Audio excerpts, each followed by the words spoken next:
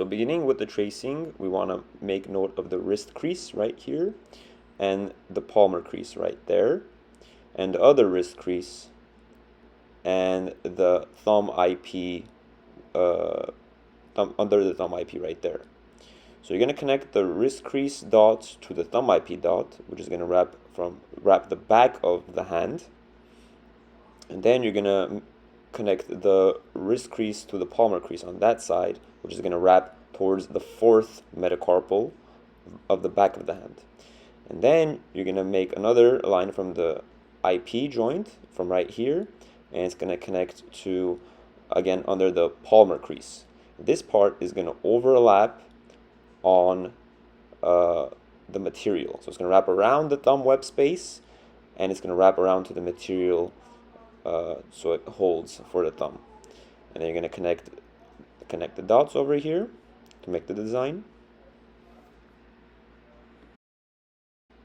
And then you're going to make the line that goes right under the palmar crease.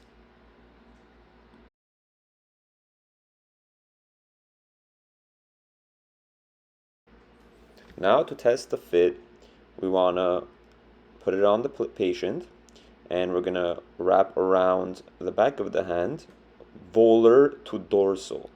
And you want to see if it connects if it overlaps by about 1 inch, which here it does. And then we want to check the back side and see if it reaches the fourth metacarpal, which it does. So now the fit is correct. Now we're going to approximate how much material to use. To approximate, you place the design on the material, and then you're going to take off a slab of material. So here I'm measuring the amount of material I need, and then I remove it. Once I remove it, I trace the design on the material, which you can see here.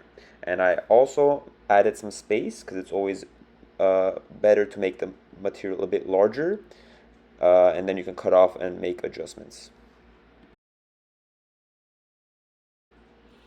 Place the material in hot water so it is easier to cut out the design. As you can see here, I placed it in hot water, and now it is much easier to cut out the material. Make sure not to use small snips as I'm doing here. It's better to use long snips of the scissors so the design is more smooth when cutting out. First, we're going to pad dry the design on a towel to eliminate the heat, and then you could touch it to the back of the hand of the patient to make sure it's warm enough. Now make sure the design is on the right side, which I did not have here, and I flip it. And make sure the thumb is also in palmar abduction, which means the thumb is going to point away from the body. So here we're in palmar abduction, and we're overlapping from volar to the dorsal side by about 1 inch. So now the thumb has been secured, and now we are contouring the hand arches. So it's very important. I'm adding slight pressure here to contour the hand arches. And you want to keep the hand in slight supination and let gravity do its thing and help in the molding process to get the right shape of the hand. Also, the ulnar side you can't see here, but make sure you are wrapping it around the back of the hand and it reaches the fourth metacarpal. Here, make sure you oppose the thumb, touch it against the index finger, and go in some small thumb circles so you're able to have some space in the splint.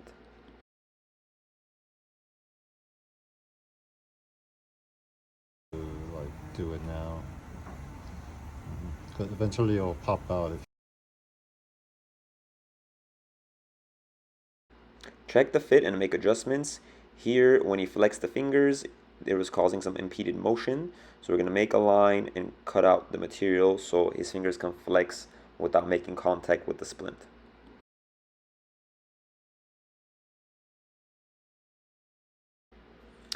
Now it's time to round out the edges. And when you are rounding out the edges, you want to use long finger strokes to make nice even rounds. I'm using small strokes here, which Danny sees and starts to correct me. So now Danny is using long finger motions to round out the edges here, which is going to cause a more comfortable fit for when the fingers are being flexed. So here he's rounding it out, long motions. Take your time, dump it in the water again, and use long motions to round out the edges.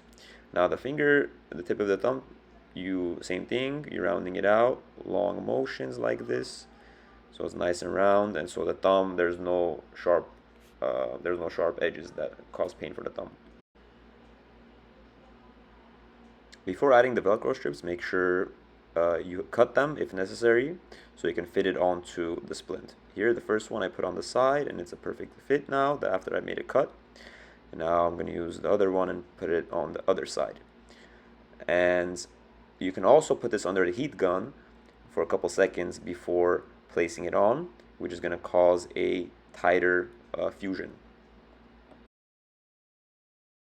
Velcro strap, you want to round out the edges, because if they have corners, it's going to get stuck on other material and it can cause the strap to come off. So by rounding it out, it makes it more smooth and it won't bump into other materials and cause the strap to come off the splint.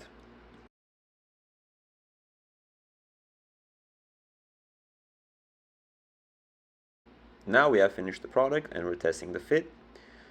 So we're placing it onto the patient and we're putting the Velcro strap. And then we want to double check again to see there is no unimpeded motion anywhere. So he's able to flex his fingers, flex the thumb, and there is no pain with any movement.